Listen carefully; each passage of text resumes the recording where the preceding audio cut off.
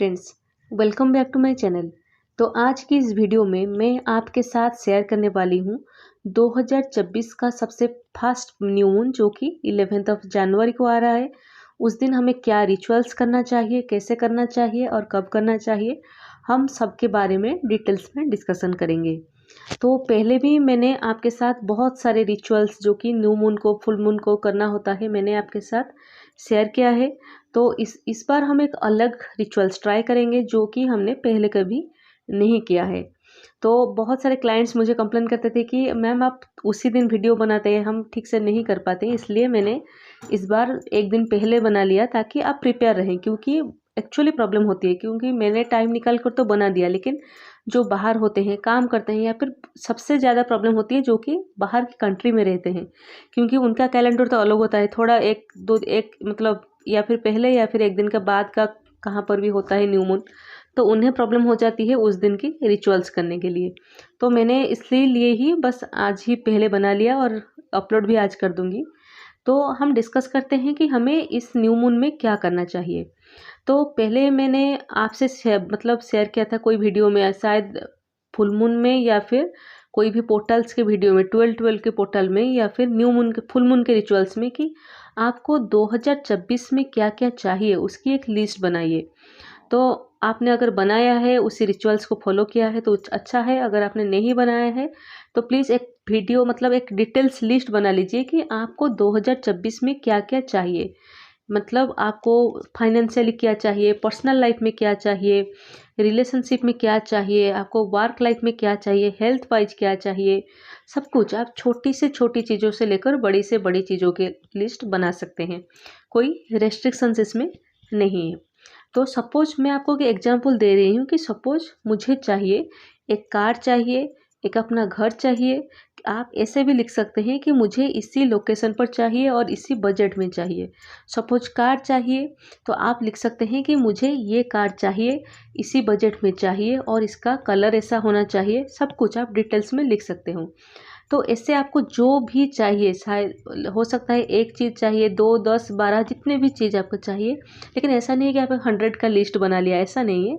मैं बोलूँगी आपको जो जो इम्पोर्टेंट आपको लगता है कि आपको इसी साल ये पा लेना चाहिए, उसके बारे में लिस्ट बना लीजिए, लिख लीजिए एक रफ में। उसके बाद हम क्या करेंगे, उसको स्क्रिप्टिंग करेंगे।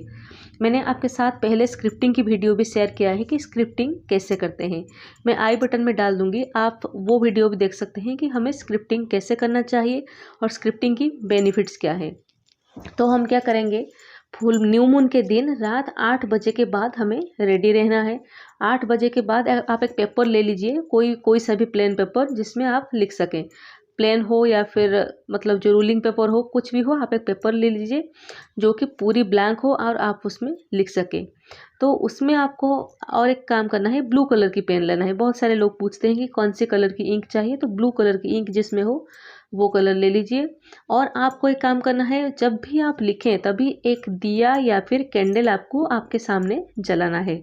अगर नहीं जला सकते हैं, जब बहुत सारे लोग कंप्लेन करते हैं, मतलब बोलते हैं कि हम जॉइंट फैमिली में रहते हैं, आप जो रिचुअल्स बोल रहे हैं हमारे लिए पॉसिबल नहीं होता है। ऐसा भी हो सकता है क्योंकि बहुत सारे हस्बैंड वाइफ होते हैं जो 1 BHK में रहते हैं, तो वो थोड़ा अगर कंफर्टेबल नहीं हो रहे हैं तो वो भी नहीं कर पाएंगे, जॉइंट फैमिली में भी शायद नहीं कर पाएँ। तो इसलिए अगर आप कैंडल या फिर दिया जला सकें तो अच्छा है, अगर नहीं है तो एक अगरबत्ती जला लीजिए। मुझे लगता है अगरबत्ती जलाने से किसी को कोई प्रॉब्लम भी नहीं होगी और किसी को शक भी नहीं होगा कि आप क्या कर रहे हैं।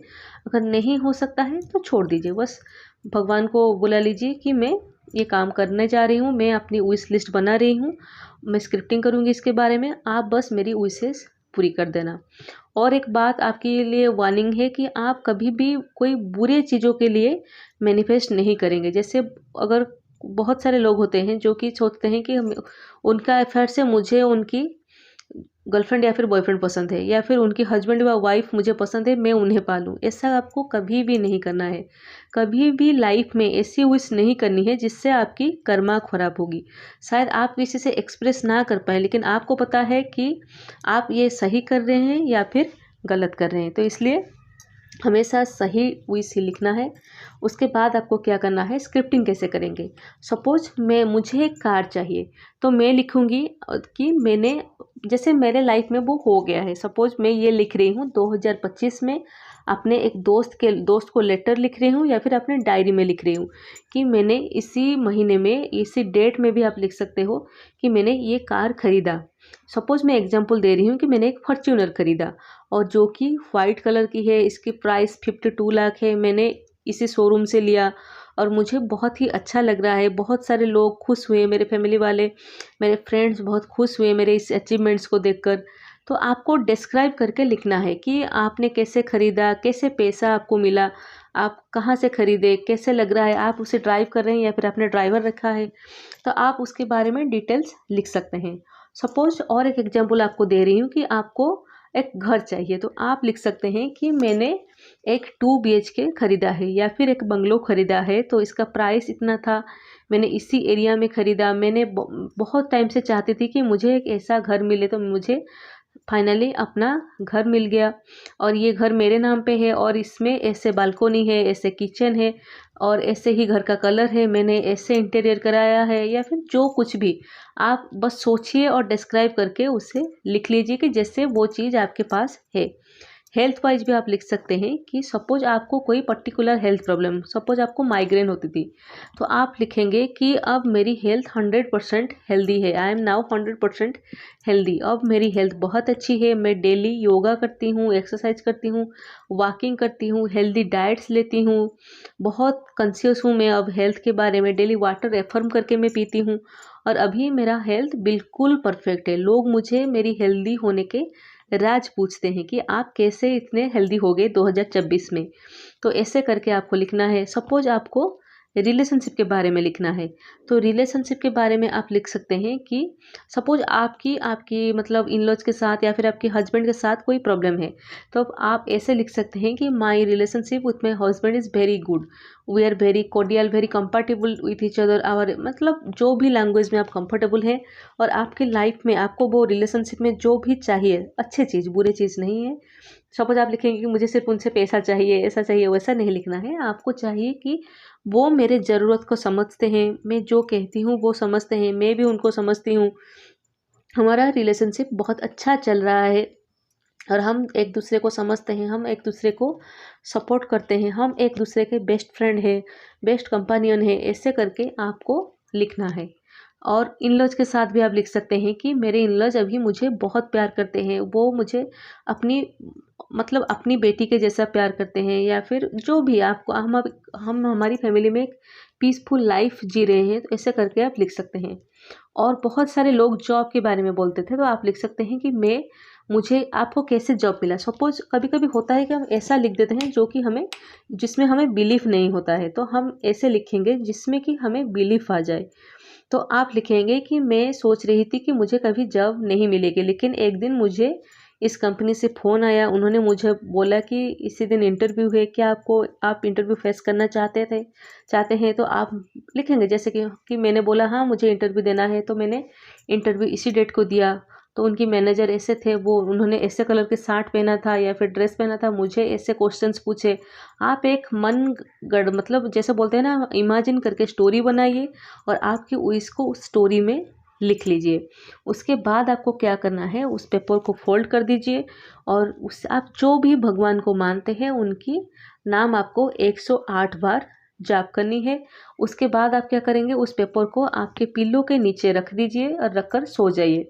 और अगर आपके पास पीकॉक फीदर मतलब मोर पंख है तो उसके अंदर रख दीजिए, रखकर आप रात भर उसे सो जाइए। सुबह क्या करना है, सुबह जब भी आप नहा धो ले उसके बाद आपको उस पेपर को बर्न कर देना है एक कैंडल में, और एक कैंडल लीजिए, उस कैंडल में बर्न कर दीजिए और उससे उस जो आसेस जो भी निकलेंगे उससे आपको बाहर ब्लो कर देना है या फिर आपको बेसिन में डिस्कार्ड कर देना है। बस इतना ही करना है। और जो मैंने और एक कैंडल या फिर दिया बोला था, उससे रात भर जलने देना है जब तक वो जले, या फिर अगरबत्ती को वैसे ही जलने देना है। तो इसके बाद आपका रिचुअल्स हुआ ख़त्म। तो इससे क्या होगा कि देखिए, मैंने पहले बोला था कि आपको क्या क्या चाहिए लाइफ में उसके बारे में लिखने के लिए। तो अगर सपोज आपका 2025 हो गया, आपको पूछा गया कि आपने 2025-26 में क्या क्या अचीव किया, तो ऑब्वियसली आप इसके बारे में बोलेंगे तो जो भी चाहिए उसके बारे में सपोज आप सोचिए कि आप 2025 में हैं और इसके आपको ये चीज़, और आप और एक बात भी लिख सकते हैं लास्ट में कि मैंने 2026 में ये सारी चीज़ों की लिस्टिंग बनाई थी और मुझे लाइफ में ये सब 2026 में ही मिल गई। थैंक यू गॉड, ऐसे करके आप ग्रैटिट्यूड भी लिख सकते हैं कि थैंक यू गॉड, आपने मेरी सारी विश पूरी कर दी, मुझे जो भी चाहिए था मैंने सब कुछ पा लिया। इससे लिखकर उसे बस रात भर रखना है तकिए के नीचे, उसके बाद नेक्स्ट डे उसे डिस्कार्ड कर देना है बर्न करके। तो आप ये रिचुअल्स को ज़रूर फॉलो करें और कमेंट सेक्शन में मुझे जिसने भी ये रिचुअल्स फॉलो किया तो मुझे डन लिखकर कमेंट सेक्शन में बताइए। तो मिलती हूँ आपको नेक्स्ट वीडियो में।